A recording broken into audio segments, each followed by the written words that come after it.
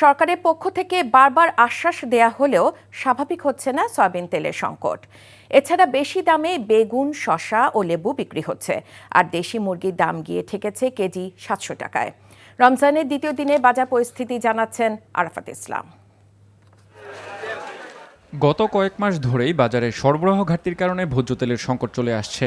বাজার স্থিতিশীল রাখতে রমজানের চাহিদার তুলনায় অতিরিক্ত সয়াবিন তেল আমদানিও করেছে সরকার, তবুও পরিস্থিতি স্বাভাবিক হচ্ছে না।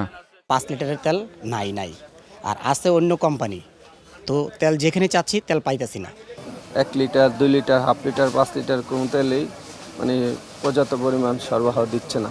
অল্প কিছু দেয় আর পাই না, আর অন্য কোনো কোম্পানি আছে না, হাফ লিটার তেল তো পাওয়াই যায় না। যেটা দিচ্ছে সেটাতে মার্কেট আমরা পরিপূর্ণভাবে সবাইকে দিতে পারতেছি না। এই নিয়ে আমাদের সাথে কাস্টমারের সাথে বিভিন্ন সময় তর্ক বিতর্কিত জড়িত হয়। রমজান শুরুর আগের দিন হঠাৎ করেই বেড়ে যায় বেগুন, শসা সহ লেবুর দাম।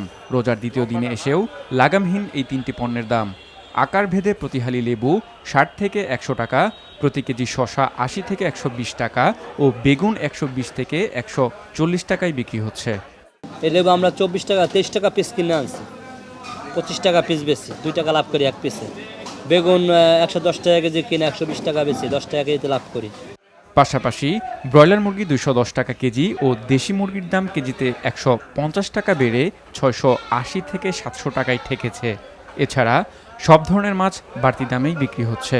রমজান ঘিরে এসব নিত্যপণ্যের দাম বাড়ায় অসন্তোষ ভোক্তাদের, প্রত্যাশা সরকারের কঠোর নজরদারির। সবাই আমরা নিজেরটাই বাঁচলেই ভালো, নিজে বেশি গেনার হই, এরকম পরিস্থিতি সবার ভিতরে কাজ করতেছে, যার জন্যে বাজার দরটা এই অবস্থা।